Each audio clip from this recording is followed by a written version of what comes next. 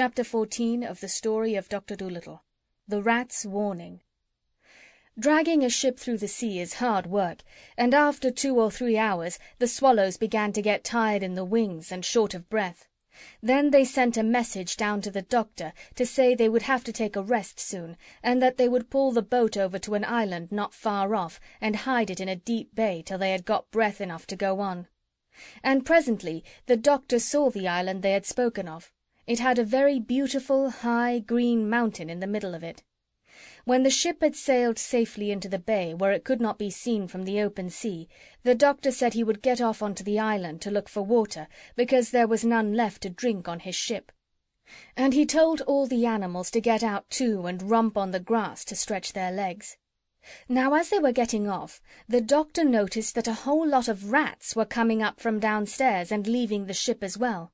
Jip started to run after them, because chasing rats had always been his favourite game, but the doctor told him to stop. And one big black rat, who seemed to want to say something to the doctor, now crept forward timidly along the rail, watching the dog out of the corner of his eye. And after he had coughed nervously 2 or 3 times, and cleaned his whiskers and wiped his mouth, he said, You know, of course, that all ships have rats in them, Doctor, do you not?" And the doctor said, "Yes." "And you have heard that rats always leave a sinking ship?" "Yes," said the doctor, "so I've been told." "People," said the rat, "always speak of it with a sneer, as though it were something disgraceful. But you can't blame us, can you? After all, who would stay on a sinking ship if he could get off it?" "It's very natural," said the doctor, "very natural. I quite understand.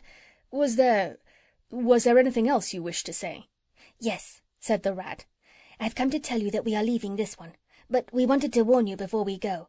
This is a bad ship you have here. It isn't safe.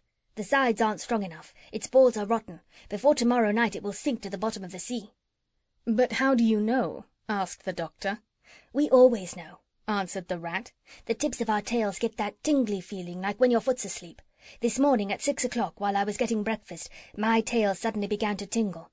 At first I thought it was my rheumatism coming back, so I went and asked my aunt how she felt. You remember her, the long piebald rat, rather skinny, who came to see you in Puddleby last spring with jaundice? Well, she said her tail was tingling like everything. Then we knew for sure that this boat was going to sink in less than 2 days, and we all made up our minds to leave it as soon as we got near enough to any land. It's a bad ship, Doctor. Don't sail in it any more, or you'll surely be drowned. Goodbye. We are now going to look for a good place to live on this island." "Goodbye," said the doctor. "And thank you very much for coming to tell me. Very considerate of you, very. Give my regards to your aunt. I remember her perfectly. Leave that rat alone, Jip. Come here, lie down." So then the doctor and all his animals went off, carrying pails and saucepans to look for water on the island, while the Swallows took their rest. "I wonder what is the name of this island," said the doctor as he was climbing up the mountain-side. "It seems a pleasant place. What a lot of birds there are." "Why, these are the Canary Islands," said Dab-Dab. "Don't you hear the canaries singing?" The doctor stopped and listened. "Why, to be sure, of course," he said. "How stupid of me. I wonder if they can tell us where to find water." And presently the canaries, who had heard all about Dr. Dolittle from birds of passage, came and led him to a beautiful spring of cool, clear water, where the canaries used to take their bath, and they showed him lovely meadows where the bird-seed grew, and all the other sights of their island. And the Pushmi-Pullyo was glad they had come, because he liked the green grass so much better than the dried apples he had been eating on the ship. And Gub-Gub squeaked for joy when he found a whole valley full of wild sugar-cane. A little later, when they had all had plenty to eat and drink, and were lying on their backs while the canaries sang for them, 2 of the Swallows came hurrying up, very flustered and excited. "Doctor," they cried, "the pirates have come into the bay, and they've all got onto your ship.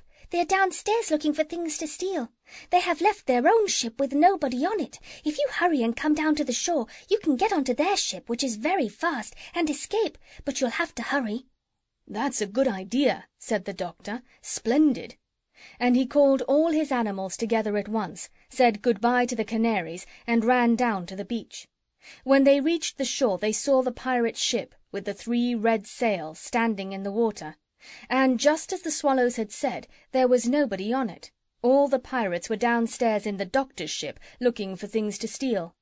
So John Dolittle told his animals to walk very softly, and they all crept onto the pirate ship. Chapter 14